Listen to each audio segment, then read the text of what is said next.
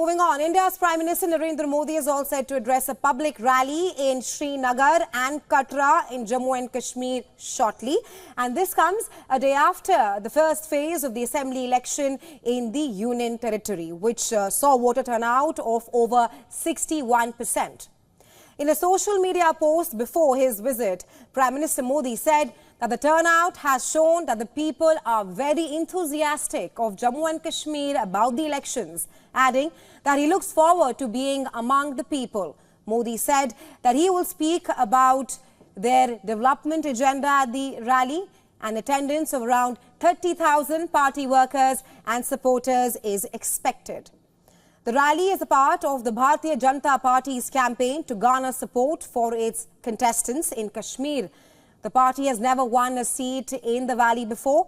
Of the 47 seats in Kashmir, the BJP has fielded contestants in 19 constituencies, fewer than in the last assembly elections, which was held in 2014. Well, security forces in Srinagar and across Kashmir have been placed on heightened alert. Police have said that enhanced patrols and several checkpoints have been established to ensure there are no security lapses.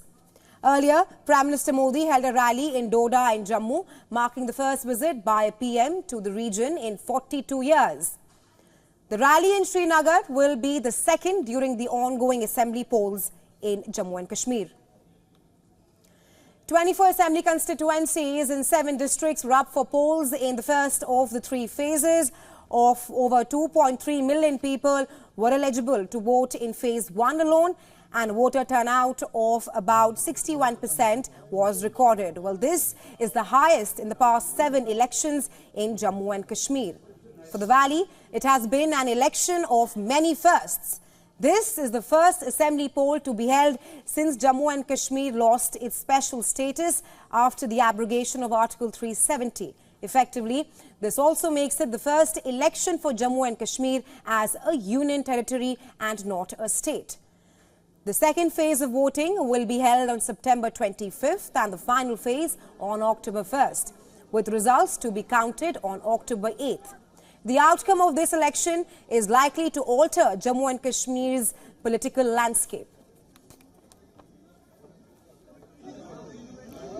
And well, for more on this, our special correspondent Idris Lone is joining us live from Srinagar.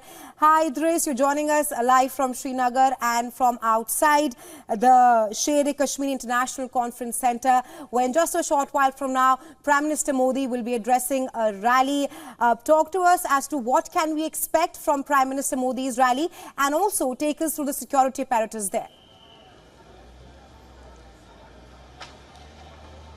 Well, Rahesha, the rally will start at around 12 today. The Prime Minister is going to arrive around 11:45. We are right now outside the Sher-e-Kashmir International Cricket Stadium, where you can see it has been completely barricaded by security forces. There is presence of Jammu and Kashmir police, the paramilitary forces here, who have completely covered the area. The road which connects the stadium to the other places has also been today, the traffic has been stopped on the road, and it's only the people who are going to attend the rally of the Prime Minister, they are being allowed to go in. On the other side, this is Prime Minister's second visit after the Doda rally that he did last week. This will be his second rally today in Srinagar in Jammu and Kashmir. Last time when he was in Doda, he spoke about how the regional political parties like National Conference, PDP, as well as also took a dig on Congress, that they were responsible for whatever has happened in Jammu and Kashmir in the last 70 years. And he also said that it's only after the abrogation of Article 370 and 35A that situation in the valley has actually become peaceful. He also said that BJP government has been working on the road to development.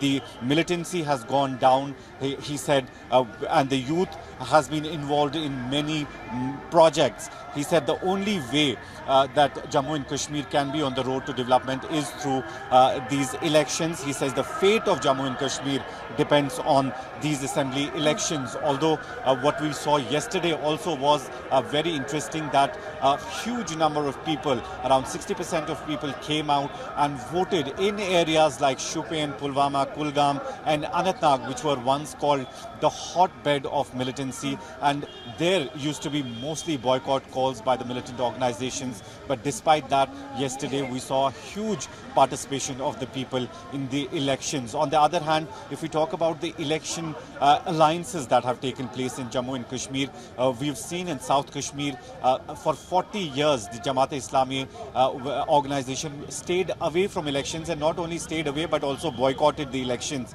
and asked people not to go to the polling centers and vote. But this time they are also in the fray. They have fielded candidates in South Kashmir, and we saw a huge number of people coming out in those areas to cast their vote as well. Right, it raised a lot of enthusiasm there in Jammu and Kashmir.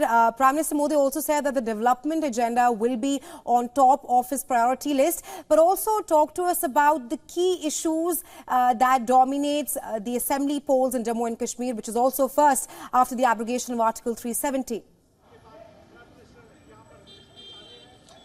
Well, Rahesha, we spoke to a lot of youngsters in South Kashmir yesterday, in all the districts of Anantnag, Shupian, Pulwama and Kulgam, and most of them kept saying that unemployment is one of the major issues in Jammu and Kashmir. The youngsters don't have jobs. The privatization of industries has not happened to that extent where they can find jobs, and that is one such ask from the young people, especially boys and girls, that they want employment. And while we spoke to people in villages also, they were saying that they don't have a representative to go to and ask for things that their areas and districts need. And for that, they have been wanting to have an elected government from the last 10 years. It's been 2014 was the last time assembly elections were held here, and they wanted these elections to happen so that their demands and asks can reach up to their representatives and then later on to the Assembly of Jammu and Kashmir. Right, Idris, thank you for joining us on Newspoint. We'll of course be tracking the assembly polls in Jammu and Kashmir very closely with you here on WION.